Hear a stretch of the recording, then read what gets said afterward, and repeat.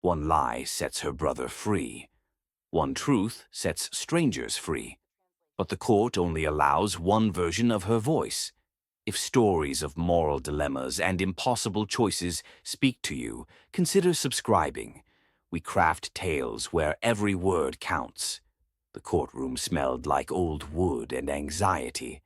Nari Adane sat in the interpreter's booth, her voice the only bridge between justice and the man in the defendant's chair.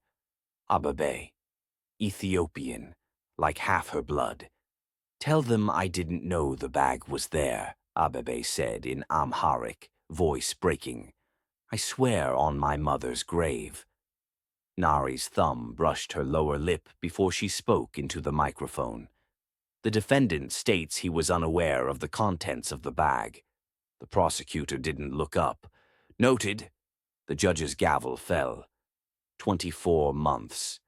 Abebe's face collapsed while Nari's reflection stared back from the glass partition. Outside, Seoul's winter bit through her blazer. Nari dialed the number she knew by heart. "Jin Adane, inmate 4827. Please hold." "Nari." Her brother's voice sounded smaller through prison phones. "How are you?" "Same walls, same food. Did you see my lawyer yet?" "Next week. She says there's movement on your appeal." The lie came easily. "Movement. That's what they said 6 months ago." "I'll come visit Thursday." "Yeah." "Okay."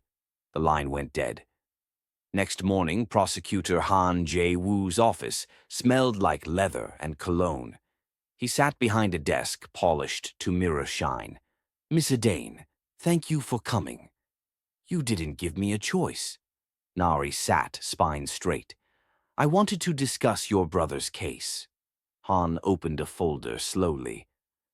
"His appeal is under review. Early release is possible if certain conditions are met." "What conditions?"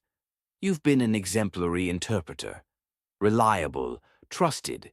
We have several high-profile cases coming, African defendants, complex testimonies.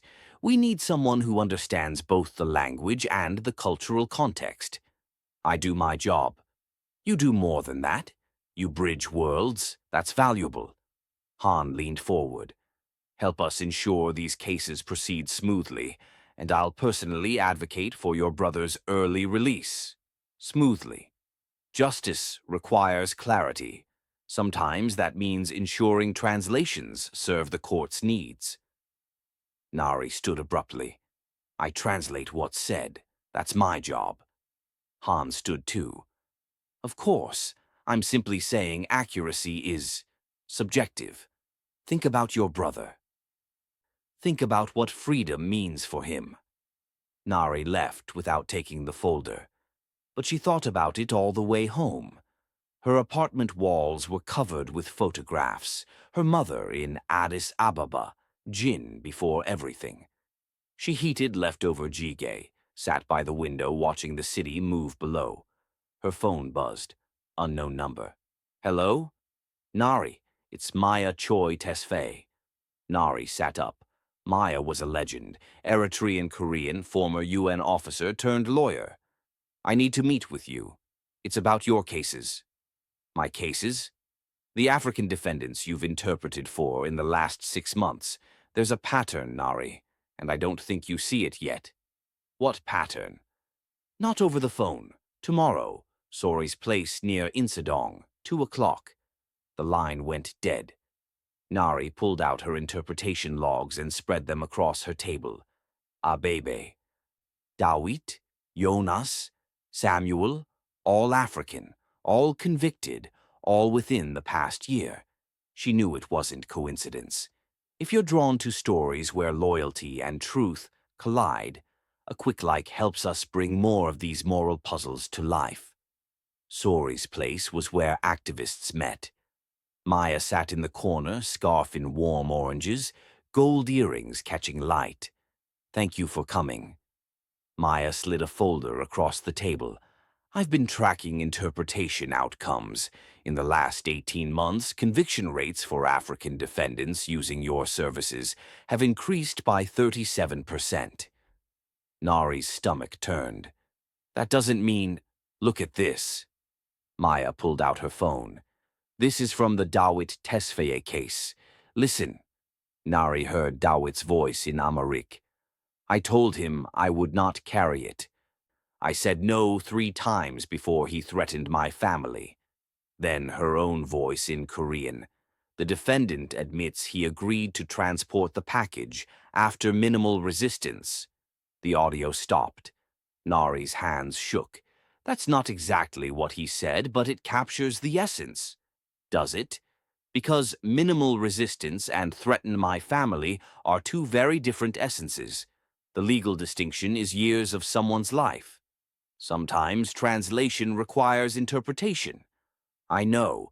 I was a UN translator for 7 years. But Nari, these translations are costing people their freedom. Maya stopped short of touching her hand. I've seen this before. Prosecutors who need certain outcomes, interpreters who get encouraged to ensure those outcomes. It starts small. Just a word here, a softened phrase there.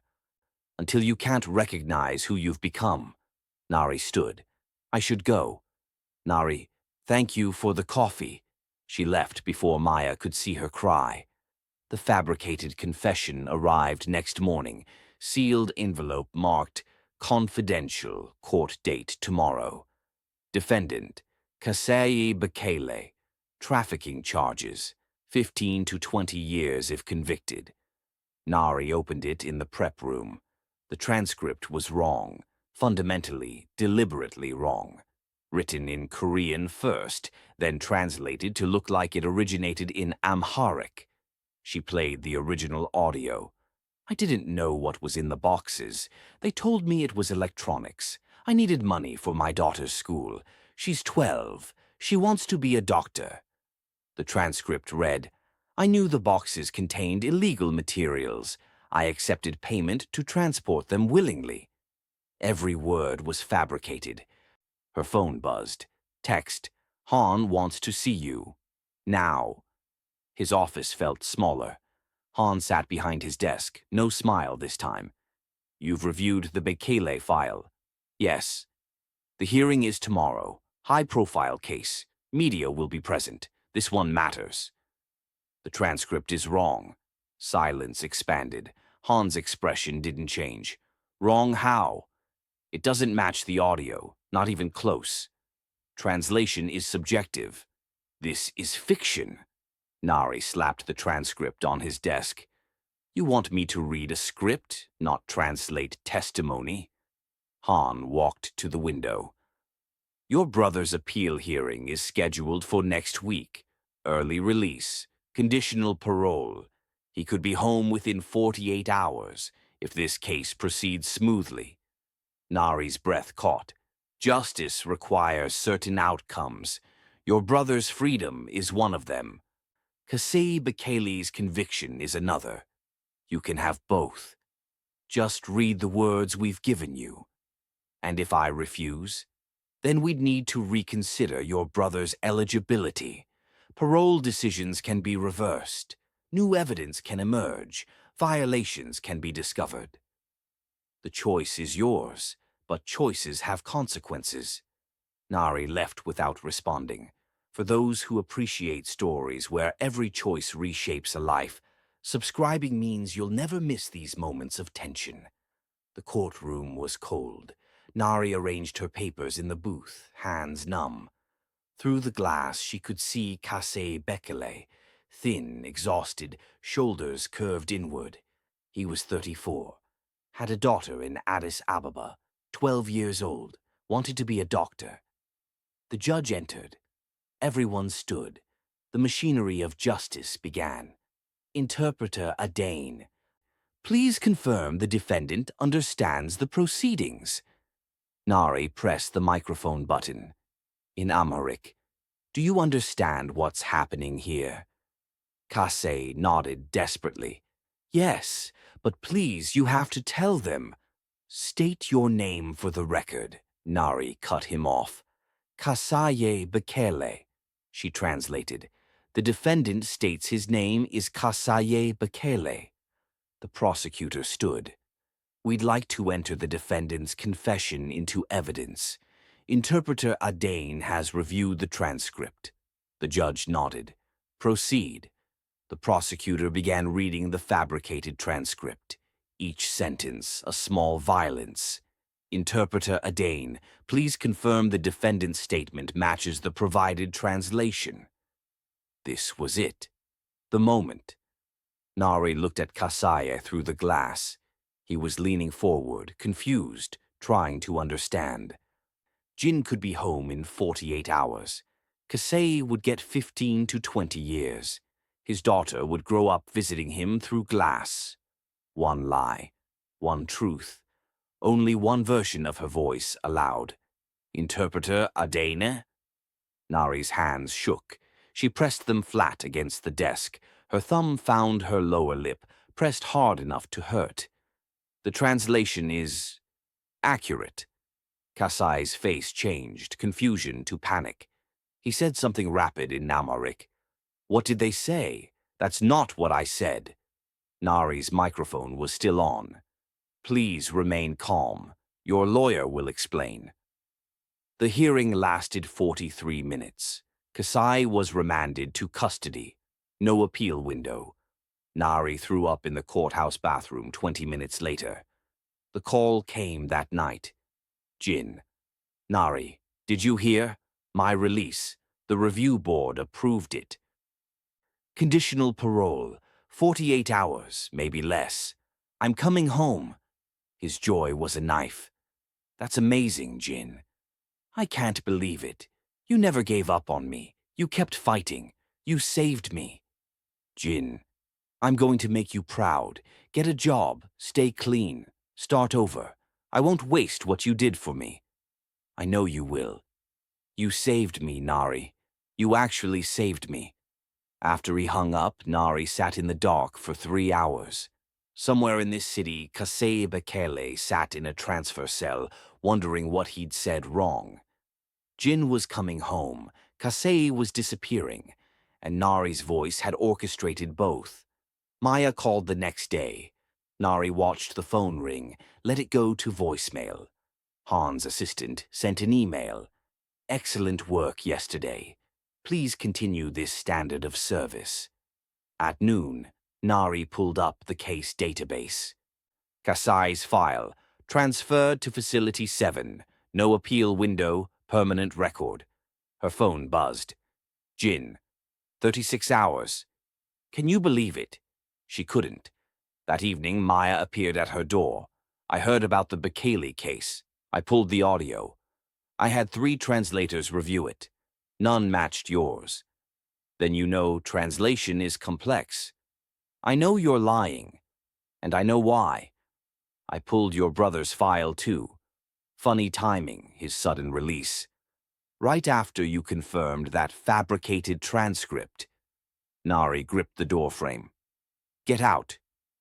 "I'm not here to judge. I'm here because I've been where you are. I falsified a document once, passport for a refugee child, saved her life, cost me my career. I told myself it was justified, but Nari, it doesn't stop at one." Maya showed her phone screen, more audio files. "How many men have had their translations altered? 5, 10. They're using you. They hired you because you're vulnerable, because you have someone to protect. They found your pressure point and they're exploiting it. He's my brother. And Kasei is someone's father." Maya's voice broke. "There are more cases coming. I've seen the docket. All African defendants, all requiring your interpretation. How many will you sacrifice? Where's the line?" Maya pulled out copies, USB drives, printed transcripts, email chains. "I'm leaving these with you. Look at them. See the pattern. Don't take too long deciding. There are 3 more cases next week." For moral complexity and impossible choices captivate you, a simple subscription ensures you never miss these human dilemmas unfold. After Maya left, Nari spread the materials on her table, listened to each audio file. heard her own voice translating lies. Her phone buzzed. Jin. Got paid today. First real paycheck in 3 years. Want to celebrate tomorrow? She looked at the evidence. At the photo Maya had included, Kasei's daughter, 12 years old, holding a sign. Come home, Papa. I study hard. I make you proud. Nari picked up the files slowly, walked to the kitchen, found the lighter. The first page caught fire easily, then the second, then the third. She fed them to the flames one by one in her sink. The smoke detector screamed. She disconnected it, kept burning. The USB drives she dropped in water one by one, watched them sink. When it was done, Nari sat surrounded by the smell of burnt paper. She typed a message to Jin. Tomorrow sounds perfect. I'll meet you at 7. Then she deleted 17 messages from Maya, turned off her phone. Next morning, Maya pounded on her door. You destroyed it. Nari said nothing. I had backup copies, but you were supposed to be different. I thought you understood. I understand perfectly. You're asking me to kill my brother to save strangers. I'm asking you to stop killing strangers to save your brother. I chose my family.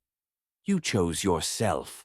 Don't pretend this is about love. It's about cowardice. Get out. I'm taking what I have to the Oversight Committee anyway. It won't be as strong without you, but they won't believe you. It'll be your word against the courts, against mine. I'll say you're mistaken. Maya stared at her. I was wrong about you. I thought I saw someone who broke rules but kept faith. But you're not me. You're breaking people to save yourself from hard feelings. She turned to leave. When you can't sleep at night, and you won't, remember you had a choice. Burning that evidence, that was yours. She left. Nari leaned against the door. Her mother's fabric band suddenly too tight. She pulled it loose. Her phone buzzed. Han's assistant. 3 new cases for next week. Prosecutor Han specifically requested your assignment. Please confirm availability. Nari typed back, confirmed. I'll be there. If stories that challenge our understanding of choice and consequence speak to you, your subscription helps us craft more of these complex narratives. Jin chose a pojang matcha for celebration. They sat on plastic stools, soju burning going down. To freedom, Jin said, raising his glass. They drank. You seem off, Jin said after the 3rd round. Just tired.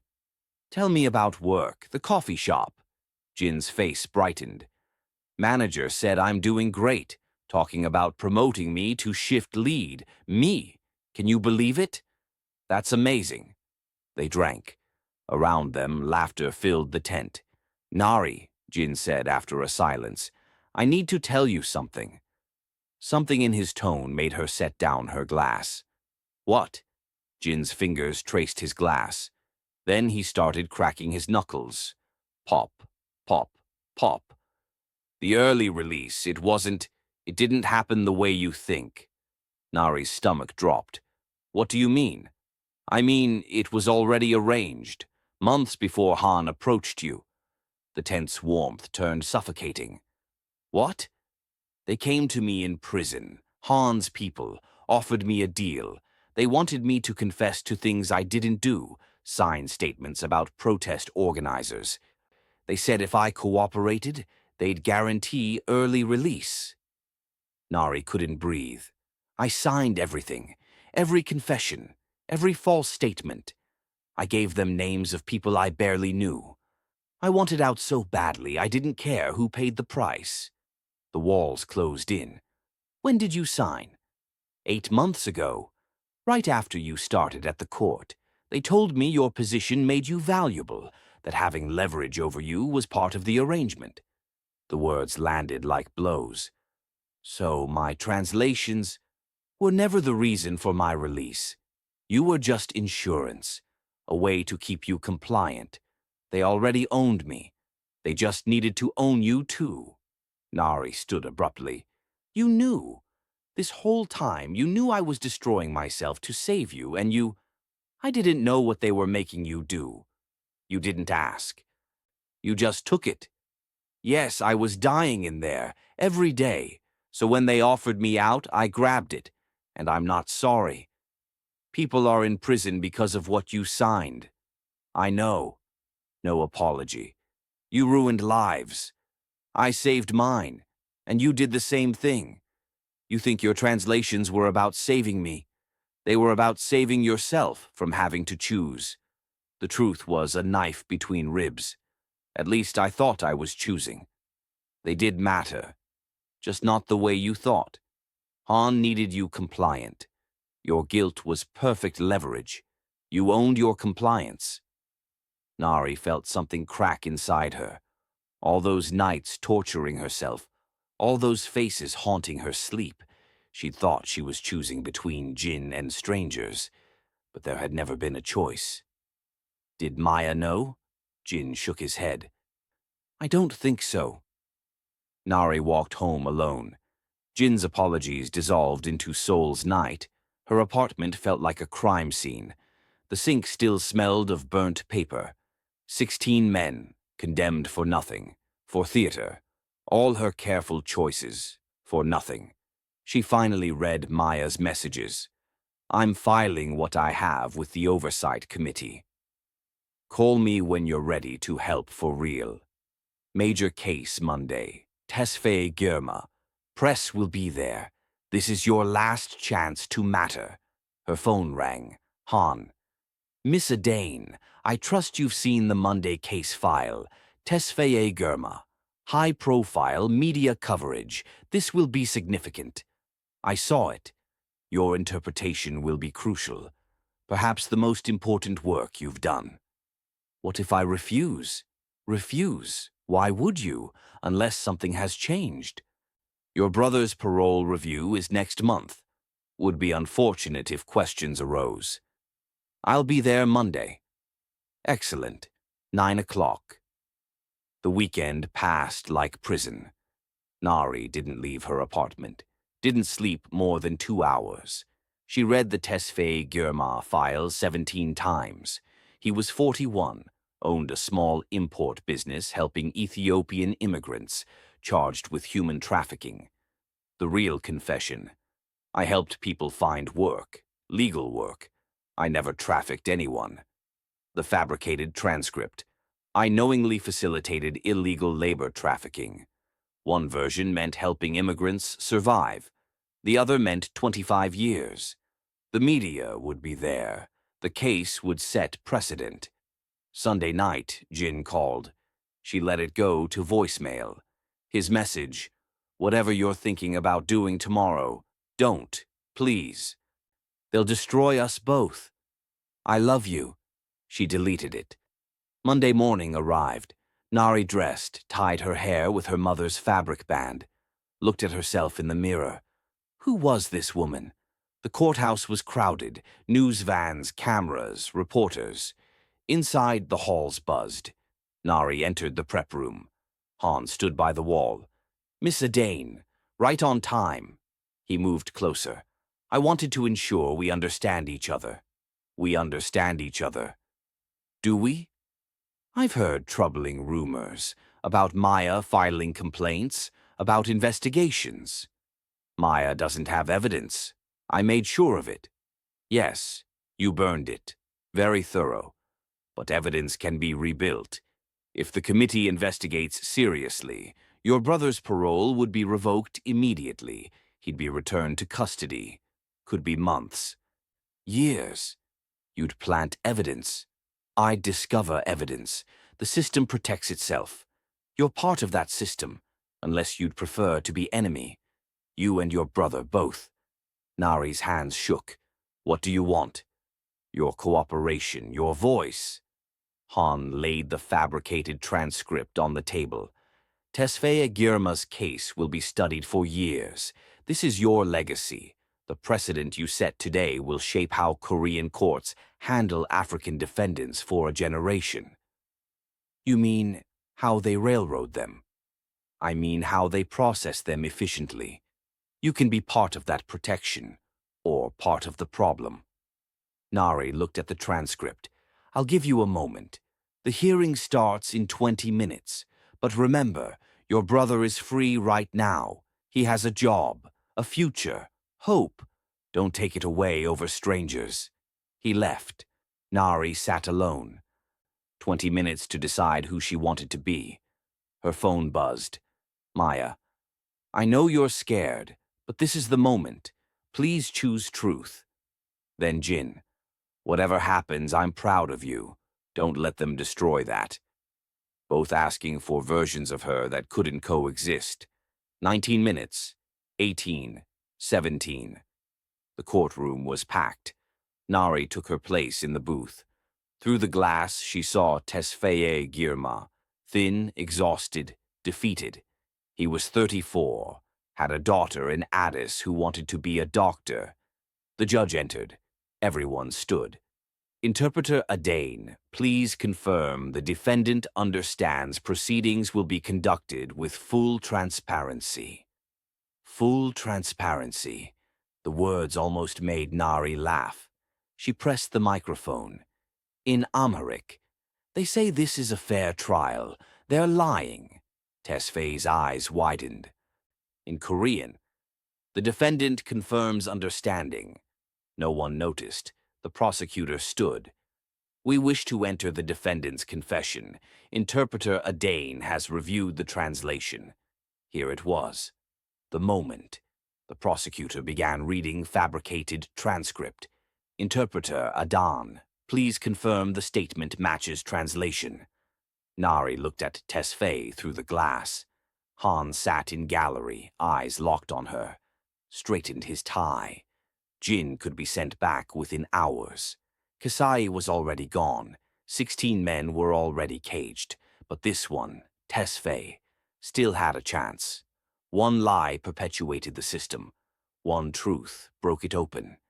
Interpreter Adane. Nari's hands shook violently. She pressed them flat. Her thumb found her lower lip, pressed hard enough to draw blood. Released. The choice wasn't between truth and lies. It was between who she'd become and who she might still be. She thought of her mother, of Kasei's daughter, of Jin freed by lies, of herself. She opened her mouth and spoke. Your Honor, before we proceed, I need to make a statement. Silence. Interpreter Adane. Nari stood. The translation provided does not match the defendant's actual statement. It has been substantially altered, fabricated. The courtroom exploded. Your Honor, the prosecutor shot up. This is highly irregular. I'm not editorializing, I'm correcting. Nari pulled out her phone. Your Honor, I have the original audio. Anyone who speaks Amharic can verify. The discrepancy is fundamental. Han moved toward the bench, face pale. Your Honor, I request immediate recess. I'm experiencing clarity, for the first time in months, since I started lying for you. The gallery erupted. Your Honor, Nari continued, voice strengthening. This isn't the first case. I've been complicit in falsifying interpretations for 16 cases over 8 months, all African defendants, all at the prosecution's direction. Maya's voice rang from the back.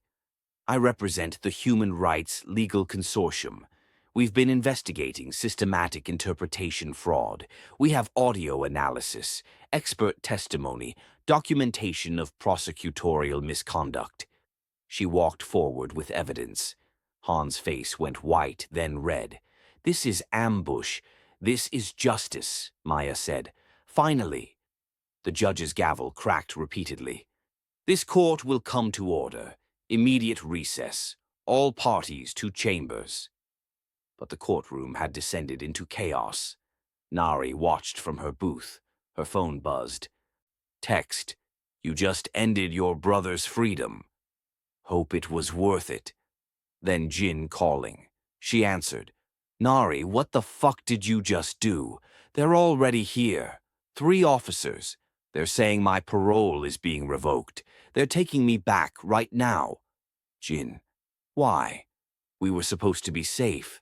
Family. We were supposed to protect each other. We were never okay, not while we were safe and 16 other men weren't. Those men aren't your responsibility. Neither were they my weapons, but I used them anyway. We both did, and I can't keep doing it. Sounds of struggle, different voice. This call is terminated. The line went dead. Nari stood watching the courtroom tear itself apart. Security escorted Han out. Tesfaye was crying, face in hands, tears of relief. Maya caught her eye, nodded once. No celebration. Just acknowledgement. The interrogation room was small. The investigator was a woman named Kim. You're being charged with multiple counts of interpretation fraud, conspiracy, perjury. These carry significant prison time. I understand. You also understand your testimony is now cornerstone of a much larger investigation. This goes far beyond you. I understand. Kim studied her. Why now? Why this case? You participated in 16 cases before developing a conscience. Nari looked at the camera's red light. Because this one was going to set precedent. Because after Tesfaye Girma, every case that followed would cite this as authority. And I couldn't let my voice become the foundation for decades of injustice. Couldn't let my lies become citable law. Noble. Also legally insufficient as defense. I don't want credit. I want to stop being the weapon. Your brother is being held. His sentence may be reinstated, extended. You're aware? I know. And you're willing to lose everything for what? Strangers? Nari looked at the camera. I'm willing to lose everything to stop being the weapon they used against people who had no defense, to reclaim voice that belongs to me. Kim made notes. Your testimony will be essential. This is your chance to make it mean something. Nari nodded. 3 months later, Nari sat in different courtroom, this time as defendant. The charges negotiated down through cooperation. 18 months recommended, suspended to 12 with good behavior. Jin was sentenced the same day in different courtroom. His charges reinstated, plus additional time. 7 years total. They'd seen each other once. Brief meeting in visiting room. I don't forgive you, Jin had said. Maybe someday, but not today. Today I just feel betrayed. I know I don't forgive me either. Now, standing as judge read her sentence, Nari felt weight of every choice. In gallery, Maya sat prepared to fight next cases. Also in gallery, families of the 16 men whose cases were being reopened, including 12-year-old girl with gap-toothed smile, Kasaye's daughter, who would see her father again. The girl met Nari's eyes, smiled slightly. Not forgiveness, just recognition that someone had finally chosen truth. The judge's gavel fell. Nari was led away. For those who've stayed with us through every impossible choice, your support, through likes and subscriptions, ensures stories like this reach those who need them most. 2 years later, Nari sat in small office at Refugee Advocacy Center in Hongdae. Walls covered with maps, posters, photographs of families reunited. She worked as translator here, not for courts, never for courts, but for asylum hearings, immigration consultations, for people who needed voices. Her voice still bridged languages, but now she made sure every word carried truth. Jin had written 3 times from prison, short letters about mundane things. Never said he forgave her, never said he didn't. Just wrote about small things that connected them. Maybe forgiveness wasn't the point. Maybe it was about living with choices and consequences. Her phone rang. Immigration lawyer with new case. Ethiopian family seeking asylum. Complex testimony. This one's difficult. I'll take it. Through her window, soul stretched out. Millions of lives, millions of choices happening simultaneously. But in this small office, Nari made sure every translation was clean, every word honest, every voice heard. She pulled her mother's fabric band from the drawer, worn, now faded. She didn't wear it anymore, but kept it close. Reminder of who she'd been, who she'd become, who she was still trying to be. The radio played news. Jin's voice came through unexpectedly. Interview on prison rehabilitation. Some truths cost everything, Jin said, but they never belonged to the court. They belonged to the people brave enough to speak them. Nari closed her eyes, listened, and for first time in years, she didn't press her thumb to her lower lip before translating the next impossible thing. One lie had set her brother free. One truth had set strangers free. The court had only allowed one version of her voice, and she'd chosen the one she could live with. The choice between truth and family had destroyed her. The choice to speak truth despite family had saved her. Both were true. Both would always be true. She opened her eyes, looked at the case file waiting, picked it up with hands that no longer shook. One voice, one choice that had echoed through courtrooms and families and systems, creating ripples that would spread for years. Not redemption, not forgiveness, not healing that made scars disappear. Just the quiet, complicated work of using voice for protection instead of harm. The phone rang. Another case. "Yes," Nari said. "I'll take it. Tell me about the case." And she listened, pen poised, voice ready to build bridges, heart still broken but functioning. One lie, one truth. One voice finally belonging to her again, purchased at cost so high she'd be paying forever, but hers nonetheless. Hers, finally. Whatever came next,